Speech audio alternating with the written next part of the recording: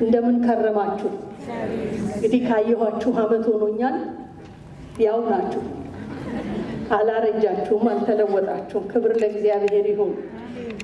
በመጀመሪያ እንግዲህ ወደ አገልግሎቴ ከመሄዴ በፊት እችን ቤተክርስቲያን ላመሰግን እፈልጋለሁ።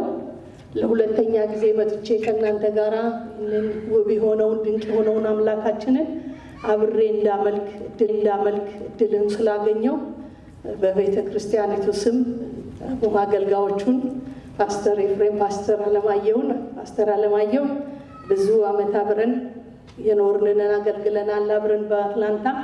ዛሬ ደግሞ እየመጣሁ እሱንም እንኳን ለማየት እሱን ባለቤቱን ቤተሰቡን ለማየት እድል በማግኘቴ በጣም ደስ ብሎኛል። እግዚአብሔር ይባርካችሁ። ደግሞም ከምኖርባት ከማገለግልባት ቤተክርስቲያን ሰላምታ አምጥቼላችኋለሁ። በእርግጥ ፓስተራችን በቅርብ እዚህ ነበረ እና እንግዲህ ቀስ እያላችሁ ተራ በተራ እያመጣችሁ እዚሁ ልታስቀሩን ከሆነ ጥሩ ነው። ከአሜሪካ ቶሮንቶ የሚሻል ከሆነ እንቀመጣለን፣ ምንም ችግር የለም። እግዚአብሔር የተባረከ ይሁን። እዚህ ላይ እንደተጻፈው እንግዲህ ዛሬ የማገለግልበት ርዕስ የነገርኩህን ሁሉ እስካደርግልህ ድረስ ምን አልልህም። አሜን አሜን። እስቲ ለሕያው ለከበረው ቃሉ ሁላችንም እንነሳና ቃሉን አብረን አንብበን ወደ እግዚአብሔር ቃል እንሄድና እናነብና ጌታ እንደመራኝ አገለግላለሁ። ከምዕራፍ 28 ላይ ለማንበብ ከቁጥር 10 ጀምሮ እናወጣዋለን ሁላችንም። ዛሬ እንግዲህ የነገረንን እስኪያደርግልን ድረስ የማይለቅ ጌታ ነው ያለ። አሜን አሜን በሉ እስቲ። እዚህ ቸርች አሜን አይባልም? እኛ ብንሆን ልልልልል ነው ምን ጌታ የነገራችሁን ነገር እስኪያደርግ ድረስ የማይለቅ ጌታ ብቻ ነው።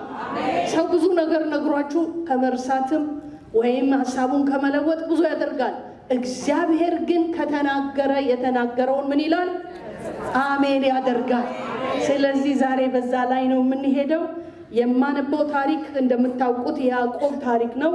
ያዕቆብን ደግሞ እዚህ ቤት የእሱን ታሪክ የማያውቅ ሰው አለ ብዬ አላስብም። ያዕቆብ እንደምታውቁት የሚታወቅበት ትልቁ ነገር አታላይ መሆኑ። ያዕቆብ አታላይ ነበር። ያዕቆብ የሚያታልለው ደግሞ በውስጡ የነበረው ነገር ከእግዚአብሔር የሚፈልገው አንድ ነገር ነበር። እሱም መባረክን ነበር። ለመባረክ ግን ያልከፈለው ዋጋ የለም። እግዚአብሔር እንዲባርከው በማታለል ከወንድሙ ከኤሳው ጋር የበኩር ልጅ ኤሳው ነው፣ በኩር ነው የሚባረከው። አሁን በማታለል ይስሐቅ ጋር መስሎ ቀርቦ በረከትን ተቀብሎ ከዛ በኋላ ወንድሙን ኤሳውን ስለፈራ ከተማ አገሩን ጥሎ ሲሄድ በመንገድ ላይ ሆኖን ታሪክ ነው እማነብላችሁና ከምዕራፍ 28 ቁጥር 10 ጀምሮ ያለውን በጌታ በኢየሱስ ክርስቶስ ስም አነበዋለሁ። ያዕቆብም ይላል ከቤርሳቤር ወጥቶ ወደ ካራን ሄደ። ወደ አንድ ስፍራም ደረሰ። ፀሐይም ጠልቃ ነበርና ከዚያም አደረ። በዚያም ስፍራ ድንጋይ አነሳ፣ ከራሱም በታች ተንተርሶ በዚያ ስፍራ ተኛ። ሕልምም አለመ። እነሆም መሰላል በምድር ላይ ተተክሎ ራሱም ወደ ሰማይ ደርሶ እነሆም የእግዚአብሔር መላእክት ይወጡበትና ይወርዱበት ነበር። እነሆም እግዚአብሔር በላይ ቆሞ ነበር። እንዲህም አለ፣ የአባትህ አምላክ የአብርሃም አምላክ የይስሐቅ አምላክ እኔ እግዚአብሔር ነኝ። ይህች አንተ የተኛህባት ምድር ላንተም ለዘርህም እሰጣለሁ። ዘርህም እንደ ምድር አሸዋ ይሆናል። እስከ ምዕራብና እስከ ምስራቅም እስከ ሰሜንም እስከ ደቡብም ትሰፋለህ። የምድርም አሕዛብ ሁሉ ባንተ በዘርህ ይባረካሉ።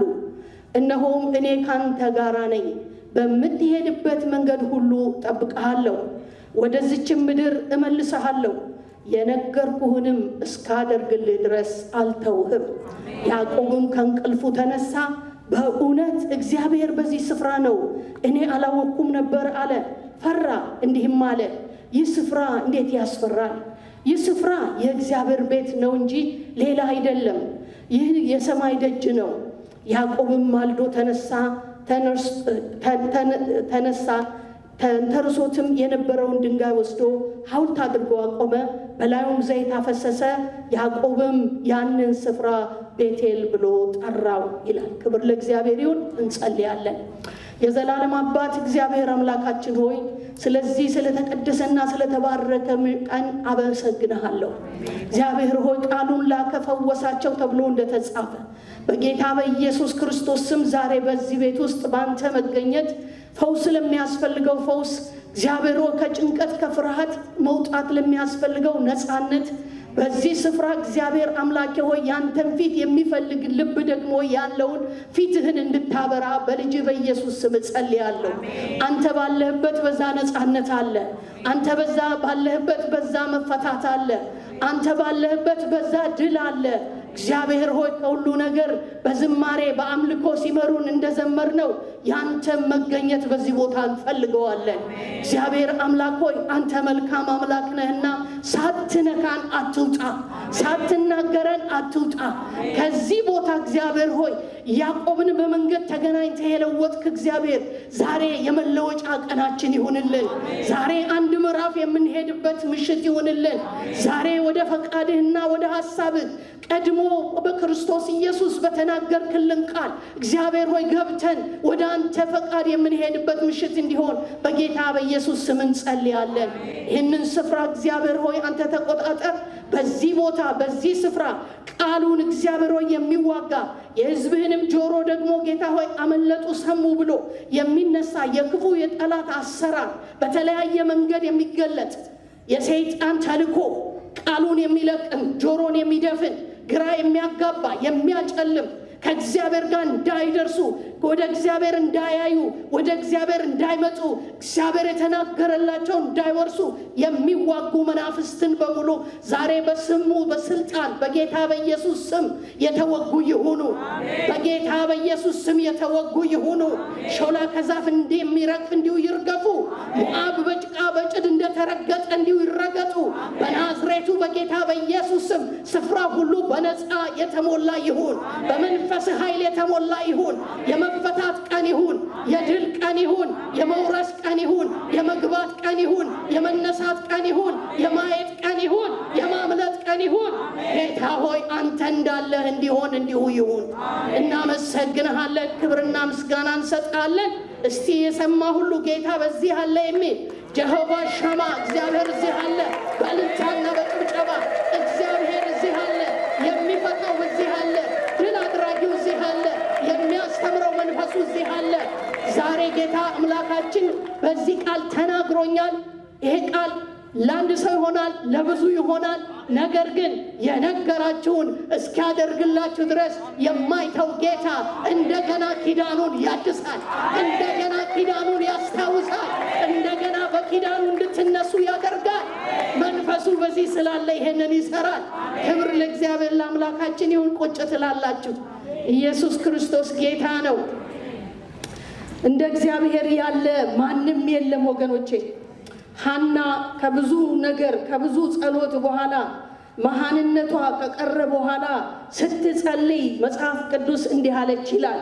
ቀንዴ ከፍ ከፍ አለ፣ አፌም በጠላቶቼ ላይ ምን አለ ተከፈተ አለች ይላል። ዛሬ አፋችን ተከፍቶ እንሄዳለን። በጠላታችን የሚያወራው ሳይሆን እኛ የምንናገረው በጠላት ላይ ይሆናል። ከዚህ በኋላ ጠላት በእኛ ላይ አይናገርም። ከዚህ በኋላ የጠላትን ድምፅ አንሰማ። ከዚህ በኋላ በፍርሃት በተለያየ መንገድ ሊያስር የሚወጣ የእግዚአብሔርን ሕዝብ ሊያዘገይ የሚታገል የጠላት አሰራር ከእግዚአብሔር ሕዝብ የፈረሰ ይሆናል። ለእግዚአብሔር ሕዝብ ግን እግዚአብሔር የተናገረው ይሆናል። ክብር ለእግዚአብሔር ለአምላካችን ይሁን። አሜን፣ አሜን፣ አሜን። እኔ በጣም ደስ ብሎኛል። እናንተን አላውቅም። ምክንያቱም ጌታ የሚሰራው ነገር እንዳለ አምኜዋለሁና አምነዋለሁ። የሚሰራ ጌታ እንጂ የማይሰራ ጌታ ስለማናመን፣ የሚለውጥ እንጂ ጥሎ የሚሄድ ጌታ ስለማናመን፣ ቅድም በድራማ እንዳየነው ምሕረቱ የበዛ በቃ አልሰሙም ብሎ የማይተው ዛሬም ነገም ከነጎዲያም ደጋግሞ ግን ምን የሚል የሚናገር የሚጠራ በፍቅር የሚስብ እግዚአብሔርን ስለምናመልክ ደስ ይበለን፣ ደስ ይበለን። እስቲ ጎናቸው ያለውን ሰው በእግዚአብሔር ገበታ ፊት ነው ያለውና ያለሽውና ደስ ይበልሽ ደስ ይበል በሉት እስቲ። ደስ ይበላችሁ ወገኖች። በፍርድ ሰፈር አይደለም ያላችሁት፣ በፍርድ ሰፈር አይደለም፣ ነፃ በመውጣት ሰፈር ያላችሁ። ክብር ለኢየሱስ ይሁን። የተፈረደበት አንድ ነው፣ እሱም እኔና የእናንተ ጠላት ዲያብሎስ። ስለዚህ እግዚአብሔር የተባረከ ይሁን። በዚህ ክፍል ውስጥ እንግዲህ እግዚአብሔር እንደተናገረው የያዕቆብን ታሪክ ስንናገር ያዕቆብን እንደምታውቁት አታላይ ነው፣ አታላይ ነው። በቃ በዚህም በምስር ወጥ አታሎ በረከትን የወሰደ ሰው ነው። ግን የሚገርማችሁ በውስጡ ያለው ረሃብና ጥማት ግን እግዚአብሔር እንዲባርከው፣ እግዚአብሔር እንዲባርከው፣ እግዚአብሔር እንዲጎበኘው፣ በእግዚአብሔር ሐሳብና በእግዚአብሔር ዓላማ ውስጥ ገብቶ በረከትን ለመቀበል ነው። ነገር ግን የልቡና የውስጡን የተመለከተ እግዚአብሔር ግን አንድ ቀን አበጀለት። የመፈወሻ ቀን አንድ ቀን ነው ወገኖች፣ የማምለጫ ቀን አንድ ቀን ነው። ዛሬ ያንን ቀን እግዚአብሔር ያድርግልን። ዛሬ ይሁንልን ወገኖች። የመዳን ቀን ዛሬ ነው ይላል መጽሐፍ ቅዱስ። የመዳን ቀን መቼ ነው? ዛሬ ነው። በክርስቶስ ኢየሱስ ሁሉ ዛሬ ሆነ። አሜን። ስለዚህ ያዕቆብን ይህች ቀን ለያዕቆብ ቀን ነበረች፣ ለያዕቆብ መፈወሻ ቀን ነበረች። አታሎ በማታለል የሚሄድን ሰው ተገናኝቶ የሚባርክ እግዚአብሔር፣ አይገርማችሁ? የሚፈውስ እግዚአብሔር በመልካም መንገድ ሲሄድ ሳይሆን፣ በመልካም ሐሳብ ሳይሆን፣ በጠፋ ሐሳብ፣ በተበላሸ ሐሳብ፣ በማታለል ሐሳብ እየሄደ ያለውን መንገድ ላይ ተገናኝቶ ታሪክ የሚለውጥ እግዚአብሔር፣ የሕይወቱን ደስትኒ የሚናገር እግዚአብሔር፣ እንዲህ አይነቱ አምላክ ነው። ስለዚህ ያዕቆብን እግዚአብሔር ተገናኘው። እንዴት እንደተገናኘው ቅድም እንዳነበብነው አይታችኋል። በሕልም ነው።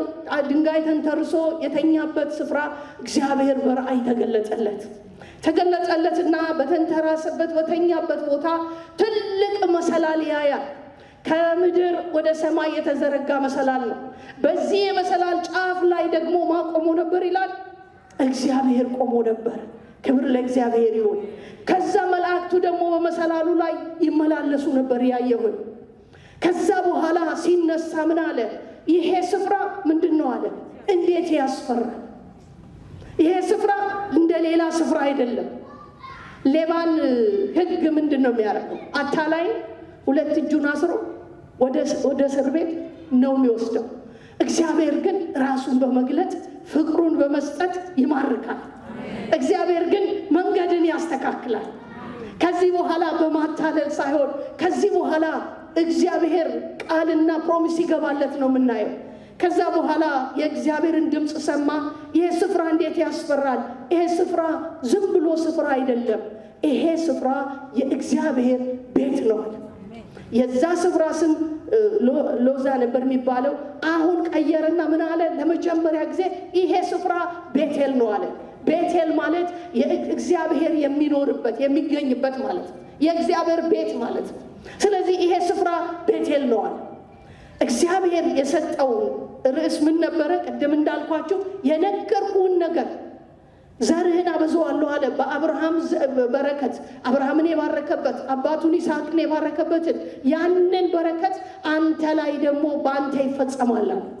አንተ ትወርሳለህ፣ አንተን ያገኘሃል አለው። ያንተን ትውልድ ያገኛል አለው።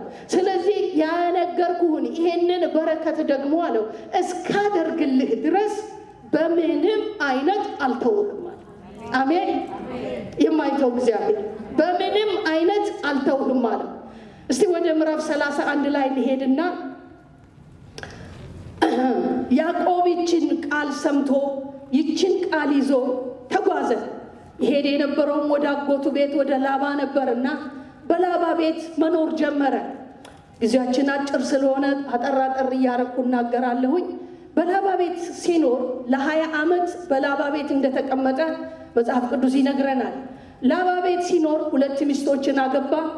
እሱ የላባን ልጅ ራሔልን ወዶ ነበረ። ነገር ግን ላባ ደግሞ አታለለና ሊያን ዳረለት። ከዛ እንደገና 7 ዓመት ተገዝቶ ሊያን ዳረለት። እንደገና ደግሞ ለራሔል ደግሞ ሌላ 7 ዓመት ታገለግለኛለህ ብሎ በዛ ቃል ገብቶለት ራሔልን ሰጠው። 2 ሚስቶች ነበሩት፣ ልጆችን ወለደ። አሁን በዛ ያለ በዛ ሲኖር ላባ ብዙ አስደስተው ነበር፣ ይጨቁነው ነበር። ከዛ በኋላ አንድ ቀን እግዚአብሔር ግን ላባ ይበድለዋል፣ እግዚአብሔር ግን ይባርከዋል።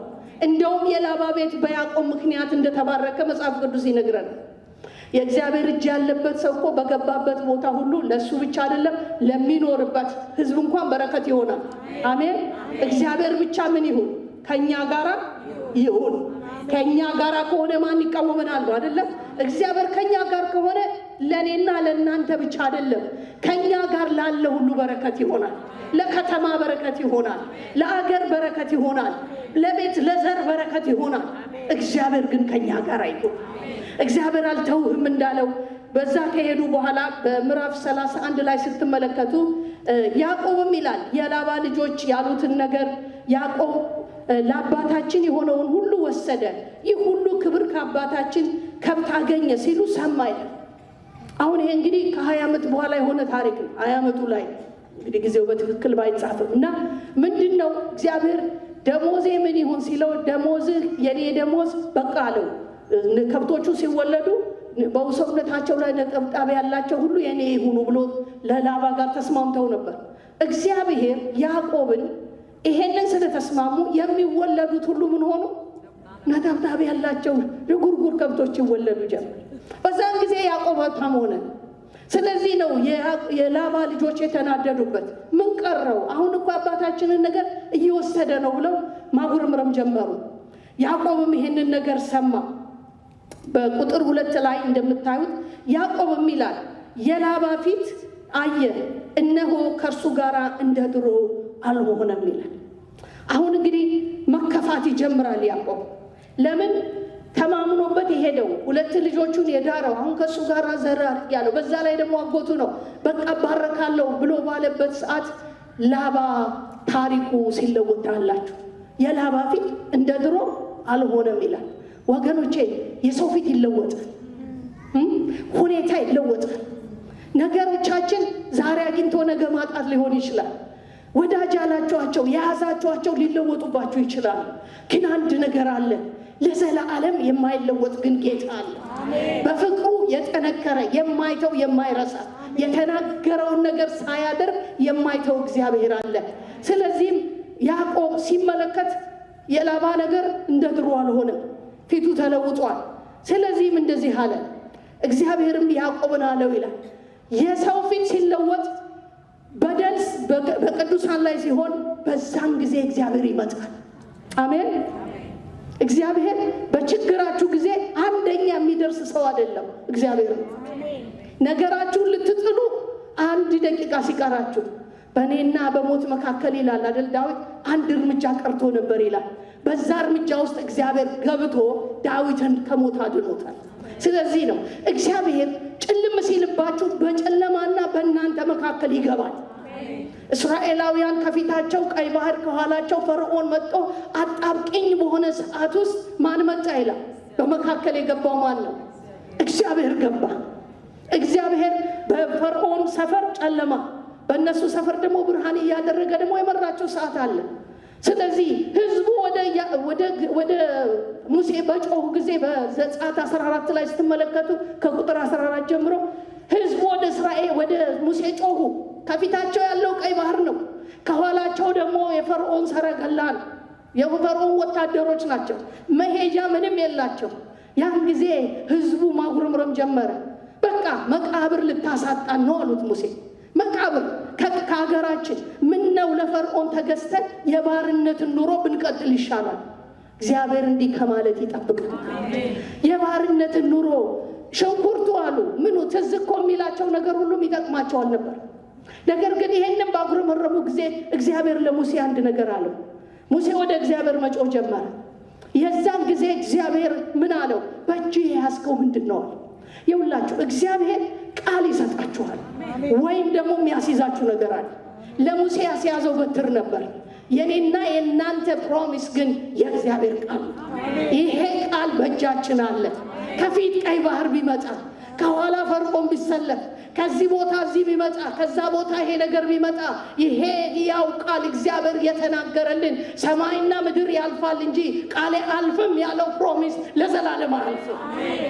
ጠላት ግን ምንም እንደሌለን ሞት በሞትና በእኛ መካከል በቃ አንድ እርምጃ እንደቀረ አድርጎ በቃ አለቀልህ አለቀልሽ ብሎ ብዙ ጊዜ ይዋሽብናል። በዛን ጊዜ ግን የሚመጣ የእግዚአብሔር ቃል ነው ወገኖች። ሕያው የሆነ የተናገረውን የሚፈጽመውን ቃል እግዚአብሔር ፕሮሚስ ያመጣል። እግዚአብሔር ያወጣል ከፈተና፣ እግዚአብሔር ከጨለማው ያወጣል። አለቀልሽ አለቀልህ የሚላችሁ ዛሬ ካለ ይህንን የጠላት ውሸት በእግዚአብሔር ቃል እውነት ምቱት። ዛሬ እግዚአብሔር የተናገረውን ያደርጋል። እግዚአብሔር የገባውን ፕሮሚስ ይፈጽማል። እግዚአብሔር ታማኝ እግዚአብሔር ነው። እግዚአብሔር የማይጥል ነው። እግዚአብሔር የሚይዝ አምላክ ነው። የማይረሳ የማይዘነጋ ነው። እግዚአብሔር ባለ ብዙ ትዕግስት ያለው እግዚአብሔር ነው። ስንበድል እንኳን ከበደል ያነሳል እንጂ በበደላችን አይፈርድብንም። በበደላችን እንድንጠፋ አይፈልግም። እግዚአብሔር ማውጣትን ግን ያውቅበታል። መንገድን ማሳየትን ግን ያውቅበታል። ስለዚህ ለያዕቆብ መጣለት።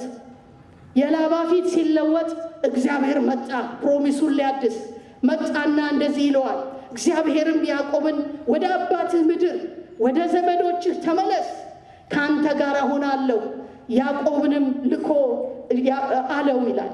ያዕቆብም ልኮ ራሔልንና ልያን ወደ በጎቹ ስፍራ ወደ ሜዳ ጠራቸው። አሁን እግዚአብሔር አነቃቃው። የላባ ፊት ሲገርፈው፣ የላባ ፊት በቃ መኖርን እዛ መቀጠልን ተስፋ ሲያስቆርጠው፣ በዚህ በኩል ተስፋ የሚያስቆርጥ ሲሆን፣ በዚህ በኩል የእግዚአብሔር ቃል መጣና ወደ ዘመዶች ተመለስ። በጣም ያስደንቀኛል የእግዚአብሔር ፍቅር። በዛን ጊዜ ሁለቱን ሚስቶችን ወደ ሜዳ በጎቹን ወደሚጠብቅበት ሜዳ ጠራና ያላቸውን ነገር ተመልከቱ። ጠራቸውና እንዲህ አላቸው ይላል ቁጥር 5 ላይ ስታዩ፣ የአባታችሁ ፊት ከእኔ ጋር እንደ ድሮ እንዳልሆነ አያለሁ። ላባ በመጀመሪያ ስንገናኝ እንዳገኘኝ ሆኖ አላገኘሁትም። ላባ ተለውጧል። ዛሬ የተለወጠባችሁ ነገር አለ። ዛሬ የከዳችሁ ነገር አለ። ዛሬ አለ ይሄ ያላችሁት የጠፋባችሁ ነገር አለ። ያዕቆብም በዚህ አይነት ስሜት ውስጥ ነበረ። ነገር ግን ይላል፣ ክብር ለእግዚአብሔር ይሁን። ነገር ግን በሉት ዛሬ ለጠላት ይሄ ነገር ጠፍቷል፣ ይሄ ነገርሽ ሞቷል፣ ይሄ ነገርሽ ተበላሽቷል፣ ከእንግዲህ ወዲህ ያለቀልን። እንደ ድሮ እኮ ጉልበት የለ፣ እንደ ድሮ ጤና የለሽ፣ እንደ ድሮ ገንዘብ የለ፣ እንደ ድሮ ወዳጅ የለሽ የሚለውን ድምፅ ነገር ግን በሉት፣ ክብር ለእግዚአብሔር ይሁን። ነገር ግን ምን ይሆናል? የነገርኩህን እስካደርግልህ ድረስ አልተውህም የሚል ጌታ ከእኔ ጋራ ነው። በሉ ያዕቆብ ያለውን ልንገራችሁ። ነገር ግን አለና የአባቴ አምላክ ከኔ ጋር ነው አለ። ክብር ለኢየሱስ ይሁን። ያዕቆብ ቢከዳኝ፣ ያዕቆብ ከኔ ጋር መቆም ቢያቅተው፣ የልጆቹን ማጉረምረም ሰምቶ ሐሳቡን ለውጦ እኔን ሊበድል እኔን ሊጎዳ ቢነሳ፣ የማይለወጥ ሰማይና ምድርን የፈጠረ ሕያው እግዚአብሔር ግን ከኔ ጋር ነው። አሜን፣ አሜን፣ አሜን። እግዚአብሔር ከኔ ጋር ነው። እግዚአብሔር ከኛ ጋር ከሆነ ደግሞ የሚቃወመን ማን ነው ይላል የእግዚአብሔር ቃል። ክብር ለኢየሱስ ይሁን። ስለዚህ ከኔ ጋር ነው አለ። እኔንም ባሉኝ አባቴ አምላክ ከኔ ጋር ነው አለና እኔም ባለኝ ጉልበቴ ሁሉ አባታችሁን እንዳገለገልኩ ታውቃላችሁ። አባታችሁ ግን አታለለኝ፣ ደሞዜን 10 ጊዜ ለዋወጠ። እግዚአብሔር ግን ክፉ ያደርግብኝ ዘንድ ምን አላለው? አልፈቀደለትም። ክብር ለእግዚአብሔር ይሁን። በደሉና ጭቆናው ይቀጥል ዘንድ እግዚአብሔር ምን አላለ? አልፈቀደም። እግዚአብሔር ጣልቃ ገባ። ለሚበደሉ እግዚአብሔር ጣልቃ ይገባል። ለሚጎዱ እግዚአብሔር ጣልቃ ይገባል። የጠላት ተጽዕኖ ሲበዛ እግዚአብሔር መካከል ይገባል። እግዚአብሔር ከጠላት ከጨለማውም ያወጣል። ስለዚህ ምን አለ? እግዚአብሔር ግን ግፍን ያደርግብኝ ዘንድ አልፈቀደለትም። ይሄ ብቻ እኮ አይደለም። የሚደንቃችሁ ወደ ታች እየወረድኩ ልየው እንግዲህ ቁጥር 13 ላይ ብትሄዱ ላባም በአንተ ላይ የሚያደርገውን ሁሉ አለው። እግዚአብሔር መጣና ምን ብያለሁ? አይቻለሁና። እግዚአብሔር ይባረክ። ሰው እኮ ባያይላችሁ እግዚአብሔር ያያል። እግዚአብሔር ያያል። በሉ እስቲ እግዚአብሔር ያያል። ስለዚህ ላባ ባንተ ላይ የሚያደርገውን ሁሉ አይቻለሁና ሐውልት የቀባህበት በዚያ ለኔ ስለት የተሳልክባትን የቤቴል አምላክህ እኔ ነኝ አለ። ክብር ለኢየሱስ ይሁን። የቤቴል አምላክ ይመጣል። በቤቴል ክብሩን የገለጸለት አምላክ አሁን በጉዳቱ ጊዜ መጣ። ወገኖቼ አንድ ቀን እኮ ኢየሱስ ክርስቶስ የእግዚአብሔር ልጅ ጌታ ነው ብለን ወደ ሕይወታችን ስንጋብዝ የነበረ ደስታ ነበር። የነበረ ዓለምን ሁሉ የናቅንበት፣ ፈተናን ሁሉ የናቅንበት፣ መከራን ሁሉ የናቅንበት ጉልበት ነበር። የለም እንዴ? ስንቶቻችሁ ነበር ያ ጉልበት? ኢየሱስ ወደ ሕይወታችሁ ሲገባ ምን ነበር? ያ ሰሞን ምን ነበር? እንደው ስንጸልይ እንኳን ጌታ ሆይ አንተም ባገኘሁበት ዘመን የነበረኝ ኃይል ይመለስ አይደለም እንለው? እግዚአብሔር ግን ያሳገኛችሁ፣ ያስደሰትኳችሁ፣ ተስፋን የሞላኋችሁ፣ ቃሌን ሰጥቼ ሕይወታችሁን የለወጥ ከጨለማው ያወጣኋችሁ፣ ጠላት ሲገዳደር ሊያጠፋችሁ እኔ መጥቼ ጣልቃ ገብቼ ሕይወት የሰጠኋችሁ አይደለም ምድራዊ ሰማያዊ ተስፋ ያወረስኳችሁ እኔ እግዚአብሔር የቤቴል አምላክ እኔ ነኝ አለ። ክብር ለኢየሱስ ይሁን። እኔ ነኝ አለ እግዚአብሔር። እኔ ነኝ አለ። ሌላ መጠሪያ የለውም። የቤቴል አምላክ በዛ በመሰላሉ ጫፍ ላይ ሆኜ ያየኸኝ የተገለጥኩልህ ተስፋህን ያደስኩት የአባትህን በረከት የአብርሃምን የይስሐቅን በረከት በአንተ ላይ ያሻገርኩ አምላክ እኔ ነኝ አለ። አንተ ተራ ሰው አይደለህም ማለት። አንተ ላባ ዛሬ ቢንቅህ፣ የላባ ልጆች ዛሬ ቢነሱብህ፣ ሰልፉ ቢበረታብህ፣ አንተ ግን ከሰልፍ በላይ ነህ። ተራራ ፊት ቢቆም አንተ ከተራራ በላይ ነህ። በሽታ ዛሬ ቢፎክርብህ አንተ ከበሽታ በላይ ነህ። ጨለማው በአንተ ላይ ቢያይን አንተ ከጨለማ በላይ ነህ። እግዚአብሔር የቤቴል አምላክ፣ እስቲ የቤቴል አምላክ በሉ። የቤቴል አምላክ ከኔ ጋር ነው በሉ። ተስፋ የሰጠኝ ከኔ ጋር ነው። የማይለውጥ ሐሳቡን ከኔ ጋር ነው። የማይጥል እግዚአብሔር ከኔ ጋር ነው። የማይመሽበት እግዚአብሔር ከኔ ጋር ነው። የማያረጅ እግዚአብሔር ከኔ ጋር ነው። የማይክድ እግዚአብሔር ከኔ ጋር ነው። ተስፋ የሰጠው እሱ የታመነ ነው። ራባካረባሻላራላቦዲያ የታመነው እግዚአብሔር ከኔ ጋር ነው። ፕሮሚስ ጠባቂው እግዚአብሔር ከኔ ጋር ነው። አይደለም ሰው ፕሮሚሱን ቢተው እኔ እንኳን ፕሮሚሴን ረስቼ ባልጠብቅ የሚጠብቅ እግዚአብሔር ግን ይወደኛል። አረ የእግዚአብሔር ፍቅር ልዩ ነው ወገኖቼ። አረ የዚህ አምላክ እኮ ታሪክ ልዩ ነው። ለዚህ አምላክ አይደለም እኔ ዘሬ ይገዛለት በጉልበቴ ተንበርክኬ ብሄድለት አይበቃውም። ለዚህ ጌታ አይበቃውም። ስንቱን ጨለማ አሻገረን፣ ስንቱን ሞት አሻገረን፣ ስንቱን ዛቻ የጠላትን ዛቻ አሳለፈን፣ ስንቱን ጦርነት ተዋጋልን። እግዚአብሔር ተዋጊ ነው፣ ስሙም እግዚአብሔር ነው ይላል። እግዚአብሔር ያሻግራል። እግዚአብሔር የተናገረውን ያደርጋል። እግዚአብሔር ቃሉን አያጥፍም። ሃሌሉያ። ፊልጵስዩስ ምዕራፍ 1 ቁጥር 6 ላይ እንደዚህ ይላል፣ በእናንተ መልካሙን ሥራ የጀመረው እስከ ኢየሱስ ክርስቶስ ቀን ድረስ እንዲፈጽመው ይህንን ተረድቻለሁ አለ ጳውሎስ። በእናንተ ለአዲስ ኪዳን ሰዎች በእናንተ መልካሙን ሥራ የጀመረ መልካሙን ፈቃዱን የጀመረ መባረክ እያለ የሚባርክ በሐዘንህ የሚያጽናና በበሽታ የሚፈውስህ ስትሄድ ስትገባ ስትወጣ ከምታይና ከማታየው መናፍስ አሰራር ከአጋንንት የሚጠብቅህ በቀኝ ሺህ በግራ 10 ሺህ የሚጥልልህ የጨለማውን ሥራ እያፈረሰ በብርሃን ላይ በጨለማ ላይ ብርሃን ይበራል፣ ጨለማም አላሸነፈውም እንዳለ ብርሃን እያረገ የሚያወጣ ያ እግዚአብሔር እስከ ክርስቶስ ኢየሱስ መምጫ ቀን ድረስ እንዳደርስህ እኔ የታመንኩ ነኝ። ክብር ለእግዚአብሔር ለአምላካችን ይሁን። ተስፋ ይታደስ ሕዝቤ ሆይ፣ የእግዚአብሔር ሕዝብ ተስፋ ይታደስ። ይሄ አምላክ ተስፋን የሚያድስ እግዚአብሔር ነው፣ የሚያነሳ እግዚአብሔር ነው። ጠላት እንደሚያወራ አይደለም። ይሄ እግዚአብሔር እንዲህ የሆነ እስቲ ኢሳይያስ 49 ላይ እንሂድ። እግዚአብሔር ልዩ ነበር። ባለፈው ከእህቶችም ጋር ብዙ እናይ ነበር ይህንን ክፍልና 49 ላይ ትሄዱና ምን ሆነ መሰላችሁ? እግዚአብሔር እየጎበኘ እስራኤልን ሊፈታ እግዚአብሔርን የ70 ዓመት ፍርድ ከባቢሎናውያን ከአሦራውያን እጅ ሊያወጣ ባለበት ጊዜ የእስራኤል ሕዝብ ደግሞ ድቅቅ ያለበት ሰዓት፣ በቃ አሦራውያን ብዙ ጨቆኗቸው፣ ብዙ አሰቃዩቸው። በምርኮ አገር ብዙ መከራ ደረሰባቸው። ከተማቸው ፈርሳለች፣ መቅደሱ ፈርሶ ሁሉ ነገር ተበላሽቷል። የሚታየው ነገር ተስፋ የሚያስጨብጥ አይደለም። ግን የሚገርመው የእስራኤል አምላክ ግን ታማኝ ነው። ስለዚህ እግዚአብሔር መጣና እንዲህ አደርጋለሁ ብሎ ፈውሳችኋለሁ፣ አድናችኋለሁ ምናምን ብሎ ሲል ብዙ ጊዜ እኮ እኛ አናምን አይደለም። እግዚአብሔር ምሕረት ያርግልን። በነፃ እኮ ነው እምነት፣ በነፃ እኮ ነው እምነት። ምንም የምትከፍሉበት ነገር የለም። መዳን እንኳን በእምነት እኮ የሆነው ማንም ሰው ሊከፍል ስለማይችል የመክፈል የሚችለው ከሰማይ መጣ የናዝሬቱ ኢየሱስ የእግዚአብሔር ልጅ ዋጋውን በቀራንዮ መስቀል ላይ ከፈለና እናንተ ግን ምን በሉዋል? መስቀል ላይ አትወጡ፣ እናንተ ግን እመኑዋል። እግዚአብሔር የሰራላችሁን እመኑ፣ እመኑና ዳኑዋል። በማመን እኮ ነው መዳን። መዳን በብር ቢሆን እስኪ አስቡ። መዳን በታላቅነት ወይ በዘር ቢሆን፣ መዳን በሌላ ቢሆን። ዛሬ እኮ ከተለያየ ከመንደር ነው ጌታ ያወጣል። መጠሪያ ስም እንኳ የሌለ ማንም የማያውቀን ነገር ግን በእግዚአብሔር ዘንድ ግን የታወቅን ያደረገን ጌታ ይባረክ። ይሄ አምላክ ይታመናል።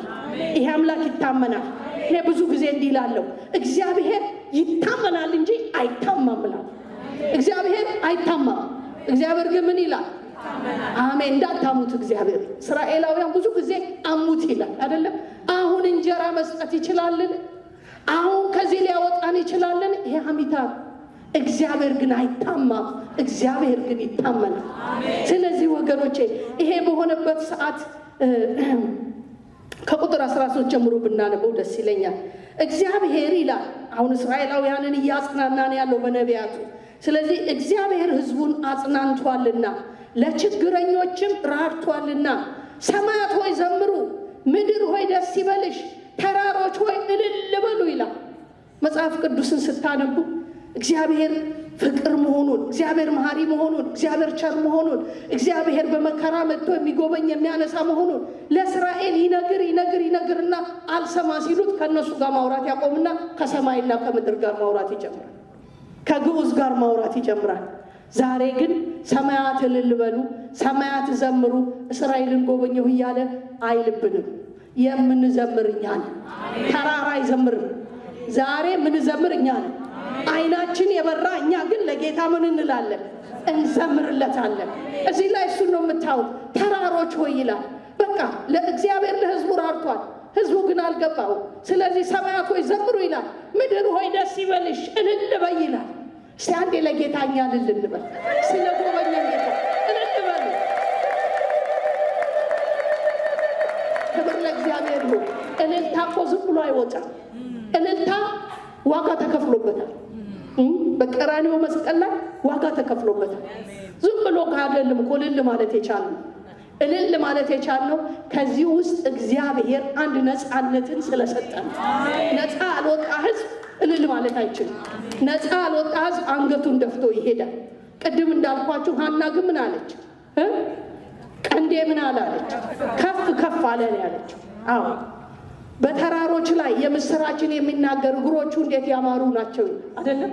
ተራራው ላይ ቆሞ ከተራራ ስር ሆኖ አንተ ተራራው እባክህ የሚላል በተራራው አናት ላይ ቆሞ በችግር ተራራ ላይ አናት ላይ ቆሞ ምን የሚል የምስራች የሚናገር አረ እግዚአብሔር ራርቷል የሚል አረ እግዚአብሔር ያድናል የሚል አረ እግዚአብሔር ያስመልጣል የሚል አረ እግዚአብሔር መልካም አድርጓል የሚል አረ እግዚአብሔር በሰው ፍቅር ተይዟል የሚል።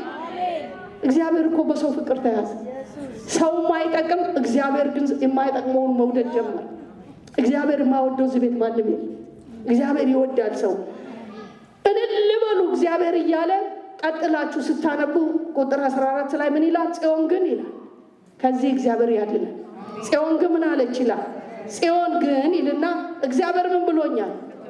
ትቶኛል። ጌታ ምን ብሎኛል? ረስቶኛል አለች። በእውኑ ይላል ሴት ከማህፀኗ ለተወለደው ልጅ እስከማትራራ ድረስ ሰዓቱ እየሄደ ብዙ እንትን አረገኝ። በእውኑ ሴት ልጅ ከማህፀኗ ለተወለደው ልጅ እስከማትራራ ድረስ ሕፃን ትረሳ ዘንድ ትችላለችን? አሁን እርሷ ትረሳ ይሆናል፣ እኔ ግን አልረሳሽም። ክብር ለእግዚአብሔር ይሁን። ረስቶኛል የሚለው እንዲህ ብለሻል ሂጂ በቃ አይልም። እኔ አልረሳሽም፣ እኔ አልረሳሽም፣ እነሆ በእጄ መዳፍ ቀርጬሻለሁ፣ ቅጥሮችሽ ሁልጊዜ በፊቴ ያሉ ልጆችሽ እያለ ይቀጥላል እና እኔ አልረሳሽም። አዎ እናት ልጇን የፈለገ ነገር ብትረሳ እናት ልጇን አትረሳ። ነገር ግን ምን አለ? እሷ እንኳን ከጭንቅና ከመከራ የተነሳ ምን ትል ይሆናል? ትረሳ ይሆናል። እኔ ግን አልረሳሽም። ከእናት ፍቅር የሚበልጥ ፍቅር የእግዚአብሔር ፍቅር፣ ከእናትና ከአባት ፍቅር የሚበልጥ የሚወድ እግዚአብሔር።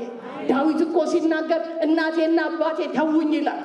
እግዚአብሔር ግን እግዚአብሔር ተቀበለኝ። የማይቀበሏችሁ ሁኔታዎች ይፈጠራሉ። አንዳንዴ ለወላጅ የማትታዘዙ ከሆነ መልካም ካልሆኑ ልጆች ልትረሳ ትችላለች። ነገር ግን እግዚአብሔር ይቀበላል። እግዚአብሔር ይቀበላል። ያዕቆብን የተቀበለ እግዚአብሔር ከዘላለም እስከ ዘላለም ይባረክ። በዚህ ክፍል ውስጥ ስታዩ እንግዲህ እግዚአብሔር ምን እያለ ነው? አልረሳሽም እያለ ነው። እስቲ በቆላስይስ ምዕራፍ 4 ቁጥር 19 ላይ ጳውሎስ ምን ይላል? ለቆላስይስ ሰዎች ሲናገር አምላኬም ይላል እንደ ባለጠግነቱ መጠን በክብር በክርስቶስ ኢየሱስ የሚያስፈልጋችሁን ሁሉ ይሞላባችኋል። በክርስቶስ ያልተሞላነው ነገር ምንም የለም። ሰላም ተሞልተናል፣ ደስታ ተሞልተናል። ሁሉ አለ በክርስቶስ። እግዚአብሔር ልጁን ሲሰጥ ሁሉን ሰጠ። ከዚህ በኋላ ከሰማይ የሚመጣ ስጦታ የለም። ሁሉ ምን ብሏል? ተሰጥቷል። በሉ እስቲ ሁሉን ተቀብለናል። በሉ ተቀብለናል። አሁን የሚያስፈልገን ምንድን ነው? የተቀበልነውን መጠቀም፣ እግዚአብሔርን ማመን ነው። ማመን እግዚአብሔር ይወደኛል። እስቲ ሁሉ ሰው እግዚአብሔር ይወደኛል ይበል አንድ ጊዜ። ጠላት ይስማ። እግዚአብሔር ይወደኛል በሉ። አይዟችሁ የልጅ ቋንቋ አሁንባችሁ። እግዚአብሔር ይወደኛል በሉ። ጠላት ፍር ይበል። እግዚአብሔር ይወደናል። እግዚአብሔር የተናገረውን ነገር ምን ይልልኛል? ያደርግልኛል፣ ይፈጽምልኛል። እግዚአብሔር የማይፈጽመው ምንም ነገር የለም። ኢሳይያስ 61 ቁጥር 10 ላይ ስለ እኔና ስለ እናንተ እኮ ሲናገር ነው። አክሊልን እንደለበሰች ሙሽራ በጌጥ ሽልማቷም እንዳጌጠች ሙሽራ የማዳንን ልብስ አልብሶኛል፣ የጽድቅን መጎናጸፊያ ደርቦልኛል። በእግዚአብሔር እጅግ ደስ ይለኛል፣ ነፍሴም በአምላኬ ሐሴት ታደርጋለች ይላል። ክብር ለኢየሱስ ይሁን። ከመዳን ጋር ያልተሰጠን ምን አለ? ምን አለ ወገኖቼ? ዛሬ በቅዱሳን አይምሮ ላይ ያለ ጥያቄ ሁሉ በእግዚአብሔር ፍቅር ይፈርሳል። አሜን። የዘላለም አባት ይባረክ። እስኪ እንጸልያለን ሁላችን።